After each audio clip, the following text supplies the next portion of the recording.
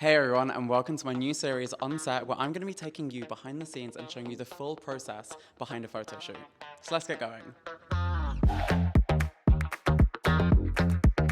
Let me introduce you to the team today. So we have the incredible photographer Philippa here. Hi. And over here we have our beautiful model Tabitha. Hello. She's stunning. And behind the camera we have one of my favorite people, Annie.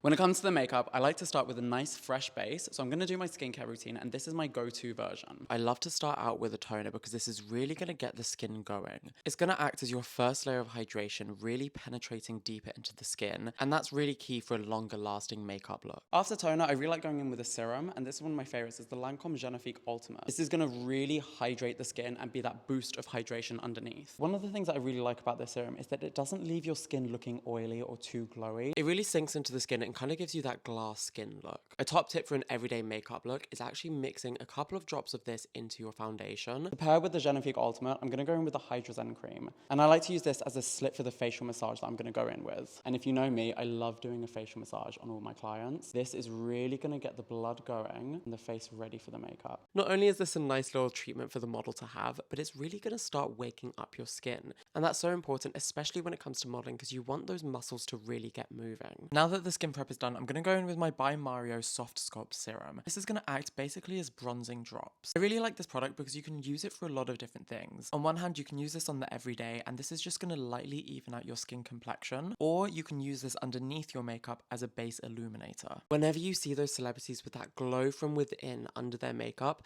9 times out of 10, it's a product like this. It really is that extra touch that is the cherry on top of the makeup. Some similar favorites of mine are the Charlotte Tilbury Flawless Filter, the e.l.f. Halo Glow, and the Rimmel Better Than Filters Primer. As you can see, when it comes to foundation for a shoot, I like to go in a lot lighter than usual. This was the Estee Lauder Double Wear, and a lot of people think that's a super thick coverage foundation, but if you use it the right way with the right techniques, you can really sheer it out. You can still see that there's skin underneath, and it's not like congested the pores, it's not highlighted anything, it's just giving you a nice clean surface to work with. A trick to getting that skin-like effect is to use a duo fiber brush. This is one from Spectrum Collection's X Katie Jane Hughes collection, and this is one of my favorites for foundation application. It's really going to give you that light application, it's going to sheer everything out, and surprisingly enough, it doesn't even leave brush strokes. So if you do have a full coverage foundation but you want a more breathable effect, definitely try out a duo fiber brush. You can really tell that I love some Lancome based products, and this is their all over concealer. This is a slightly more full coverage concealer compared to their other one, which is a serum, which again is one of my favorites. The buildability of these are truly perfect. I use these for my red carpets, for my photo shoots. Honestly, anything I need, Lancome based products really are the go-to for me. The base is pretty much done now, and I want to highlight a specific product that I've been loving at the moment, and it's the House Labs Cream Blush. Saw me apply this earlier, and you can see how easily it blends into the skin. There's no white in the formula, so it doesn't give you any kind of white cast, which makes it perfect for deeper skin tones. This was in the shade Glassy Rosette, which is a beautiful rose-toned mauve, but you can see it's blended out to be the perfect wash of blush. So the face is done, and we're starting with look number 1, and that is the bold red lip. This bit I'm really excited about because there's a way that I like to do my red lips. I like to start with a brown lip liner or eyeliner depending on the tone that you're going for. Today I'm using the Fenty Beauty lip liner and velvet liquid lipstick. And for Tabitha's skin tone, I wanted something really rich on the lips. So I started with traced out lip liner, and I overlined the lips slightly and started to blend this before it dries down. The formula of these lip liners is really creamy, but they do dry down very quickly,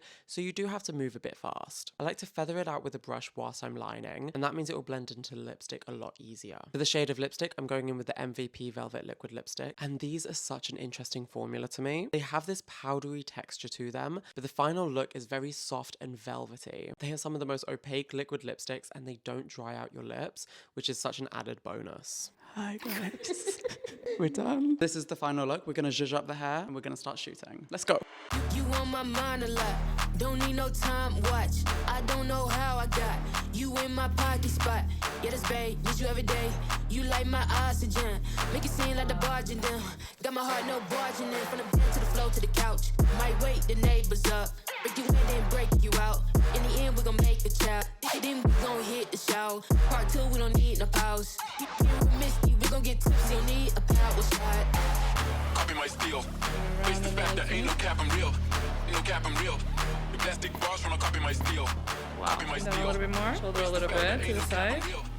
Yeah. We are back for look number 2, and this one is going to be a heavily contoured 90s smoky eye. And I'm going to show you how to do it when you're on a little bit of a time crunch like we are. Let's get into it. So when it comes to creating that contoured eye effect, I like to go in with a cream shadow stick. This is going to be your best friend when you're working on a time crunch, and even just to get the base structure down. So these are the NYX Jumbo eye pencils, and they're really good for just getting the product down quickly and efficiently. And because they're quite a creamy formula, you can blend them in super quickly with your fingers. To create the definition, I'm going in with the shade Black Bean, and this I'm going to use to tightline, and then I'm blending that out with French fries. And depending on the look that you're going for, you can really build the coverage of these up. So you can start as just a pencil and let this dry down and then go in with the second layer, or you can transfer this onto a brush to really blend it out and get that flawless transition. They really are just great for getting that base layer down for a smoky eye, for a blurred out liner. They really are just a user-friendly way of achieving that goal. Once you have the cream shadows down, it's really easy to go in with your powders. And this is the Dior Backstage eyeshadow palette. One of my absolute favorites to take with me for clients, for shoots, anything I'm doing, it just has all the colors I need. And I'm basically just reinforcing the color that we originally put down and just deepening this a little bit more because I want this look to be heavily structured. Again, just doing the exact same process on the other eye, starting with those NYX Jumbo pencils and then going in with my eyeshadow powders. If you're going for a more detailed blend with the eyeshadow, I would opt for a small tapered blending brush. This one was the Morphe M506. That kind of gives you an idea of the shape you want to go with. If you're going for more of a diffuse look, you're going to want to use a bigger blending brush, and one of my personal favorites is the REL brush, which is the A14. I didn't want this look to just be a brown smoky eye, so I went in with a pop of color. I used my Valentino Colorgraph Jewel End Gel eyeliner pen for this, and this was just in the shade 04 Purple. This shade of purple on Tabitha's eyes and her skin complexion really made everything pop. The formula is really creamy on these gel pencils, so it made it really easy to glide the pencil on and then blend it out smoothly. I added a little bit of my YSL Lash Clash mascara just to finish off, and this simple brown smoky eye was elevated just with that one pop of color. Because the eyes are more of the focus in the second look, I want the lips to be a little bit more muted and something more natural. So my favorite thing for this is the Clinique Black Honey lipstick. This is an industry favorite. Everyone uses this. It was actually what they used in the 90s rom-coms.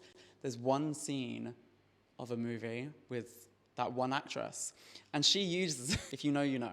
And just to add a slight ombre to the lips, I went in with my Pat McGrath Nude Venus lipstick. And I just gently dabbed this on the center of Tabitha's lips. Look 2 is done, and we still have plenty of time because I'm that good. Let's go. Loco, loco. You make me go loco. Baby, yeah, that shit makes me crazy. Yeah, that shit makes me crazy. Yeah, that shit makes me. You make me go loco. Baby, yeah, that shit makes me crazy. Yeah, that shit makes me crazy. You make me go loco, loco. You make me go loco, loco.